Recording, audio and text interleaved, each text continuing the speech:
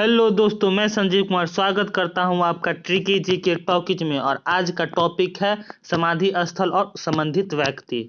तो बिना देरी किए हुए चलते हैं आज के फर्स्ट क्वेश्चन पर। विजय घाट, लाल बहादुर शास्त्री। तो विजय घाट में विजय शब्द किससे जुड़ा हुआ है? बहादुर से, क्योंकि जो बहादुर लोग होते हैं वही विजय प्राप्त कर सकते हैं। इस तरह से हम समझ सकते हैं कि विजय घाट लाल बहादुर शास्त्री से संबंधित है। चलते हैं अगले क्वेश्चन पर। शक्ति स्थल, इंदिरा गांधी। शक्ति स्थल में शक्ति शब्द इंदिरा गांधी से संबंधित है। कैसे? तो इंदिरा गांधी बहुत ही शक्तिशाली प्रधानमंत्री थी, क्योंकि उन्हीं के शासनकाल में 1971 में पाकिस्तान से बांग्लादेश को अलग किया गया। इसके अलावा बहुत सारे ऐसे काम किए गए हैं जो इंदिरा गांधी को एक शक्तिशाली प्रधानमंत्री घोषित करती है। तो इस तरह से शक्ति स्थल किसकी समाधि स्थल है? इंदिरा गांधी की। तो चलते हैं अगले क्वेश्चन पर। राजघाट, महात्मा गांधी। तो जब भारत में अंग्रेजों का शासन था तो किसी का कोई राज नहीं चल रहा था, बस जो कर रहे थे अंग्रेज लोग ही कर रहे थे। लेकिन जब महात्मा गांधी आए तो उन्होंने अपना राज्य स्थापित करने लगा। तो राज्य स्थापित करने से मतलब ये है कि महात्मा गांधी को बहुत सारे इंडियन फॉलो करते थे, यानी उनका राज्य चलना स्टार्ट हो चुका था। तो इस तरह से राज शब्द किससे संबंधित है? तो महात्मा गांधी से। तो इस तरह से क्या याद किया जा सकता है कि राजघाट किसकी समाधि स्थल है? महात्मा गांधी की। राजघाट किसकी समाधि स्थल है? महात्मा गांधी की। अगला क्वेश्चन, शांतिवन, जवाहरलाल नेहरू। जैसा कि पिक्चर से ही क्लियर हो जा रहा है कि जवाहरलाल नेहरू कितने शांति प्रिय आदमी थे, तो इसलिए शांतिवन किससे संबंधित होगा? जवाहरलाल नेहरू से। तो शांतिवन में वन शब्द भी है, तो ये भी ध्यान रखेंगे कि जवाहरलाल नेहरू शांति के भी पुजारी थे और साथ ही साथ वनों से भी लगाव रखते, जैसा कि हम पिक्चर के बैकग्राउंड में वनों को देख पा रहे हैं। तो इस तरह से शांतिवन किसकी समाधि स्थल है? जवाहरलाल नेहरू। अगला क्वेश्चन, वीरभूमि, राजीव गांधी। तो राजीव गांधी को वीरभूमि से कैसे रिलेट कर सकते हैं? तो देखिए, राजीव गांधी जो थे वो प्रथम ऐसे नेता थे जिन्होंने आईटी फील्ड में क्रांति लाने के लिए प्रयास किया था। तो कोई भी नया काम कोई वीर व्यक्ति ही कर सकता है। कौन कर सकता है? कोई वीर व्यक्ति ही कर सकता है। तो राजीव गांधी में वीरता की कमी नहीं थी, तो इसीलिए उन्होंने पहला बार आईटी फील्ड में क्रांति लाने का कोशिश किया था। तो इससे क्या कहा जा सकता है कि राजीव गांधी बहुत वीर थे। राजीव गांधी क्या थे? बहुत अधिक वीर थे। तो इसी तरह से हम वीरभूमि को रिलेट कर सकते हैं राजीव गांधी से। तो क्या हुआ इसका मतलब? इसका मतलब ये हुआ वीरभूमि राजीव गांधी की समाधि स्थल है। किसकी समाधि स्थल है? राजीव गांधी की समाधि स्थल है। नेक्स्ट क्वेश्चन, किसान घाट। किसान घाट, चौधरी चरण सिंह। तो देखिए, हमारे देश के जो किसान है ना वो बहुत पूजनीय हैं। तो हम लोगों को उनका क्या करना चाहिए?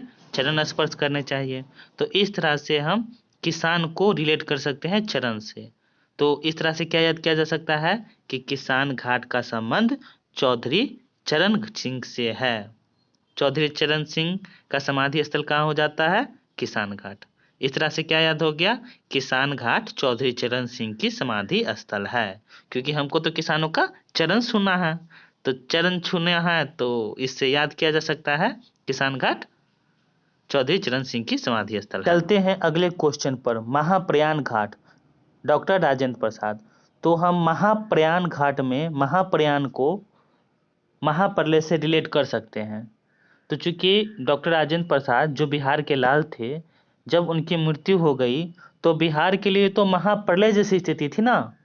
तो महाप्रलय जैसी स्थिति थी, तो इससे क्या रिलेट किया जा सकता है कि प्रयाण या महाप्रलय बिहार के लाल डॉक्टर राजेंद्र प्रसाद से संबंधित है।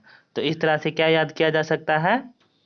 महाप्रयाण घाट डॉक्टर राजेंद्र प्रसाद की समाधि स्थल है। नेक्स्ट क्वेश्चन, अभय घाट, मोरारजी देसाई। तो जो मोरारजी देसाई थे वे प्रथम गैर कांग्रेसी प्रधानमंत्री थे। तो चूंकि कांग्रेस बहुत लंबे समय से शासन करती हुई आ रही थी, तो कोई भी ऐसा प्रधानमंत्री जो इस श्रृंखला को तोड़ कर आया हो वो क्या होगा? बहुत ज़्यादा निर्भय होगा या अभय होगा। निर्भय अभय मिलता जुलता शब्द है, ठीक है।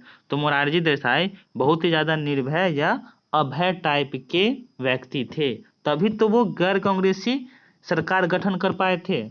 तो इस तरह से हम क्या याद कर सकते हैं कि अभय घाट का संबंध मोरारजी देसाई से है, या अभय घाट किसकी समाधि स्थल है, तो वो मोरारजी देसाई की समाधि स्थल है, क्योंकि मोरारजी देसाई बहुत ही निर्भीक या अभय टाइप के आदमी थे।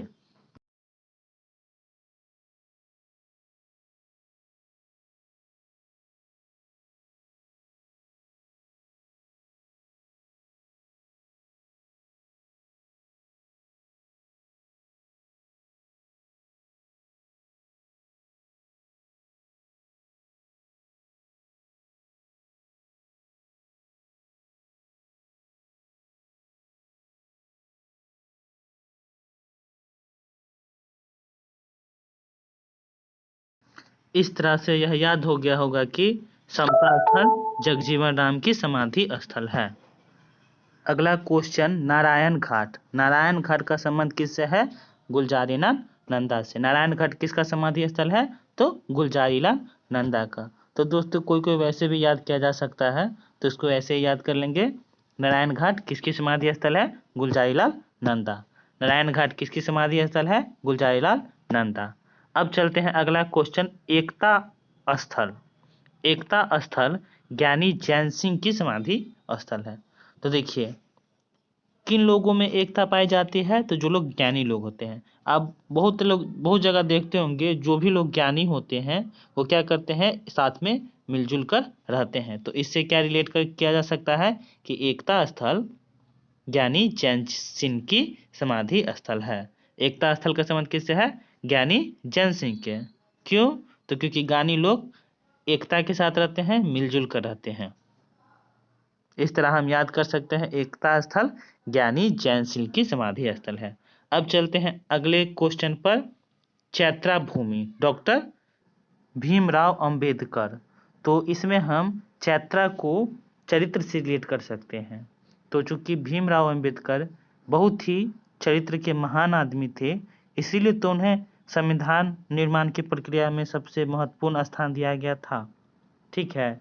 तो इस तरह से हम क्या याद कर सकते हैं कि भीमराव अंबेडकर बहुत ही चरित्रवान आदमी थे, इसलिए उनको संविधान निर्माण में स्थान दिया गया था। तो इस तरह से चैत्रा का संबंध भीमराव अंबेडकर से है। तो इससे हम क्या याद हो जाता है, इससे हमें याद हो जाता है कि चैत्रा भूमि डॉक्टर भीमराव अंबेडकर की समाधि स्थल है।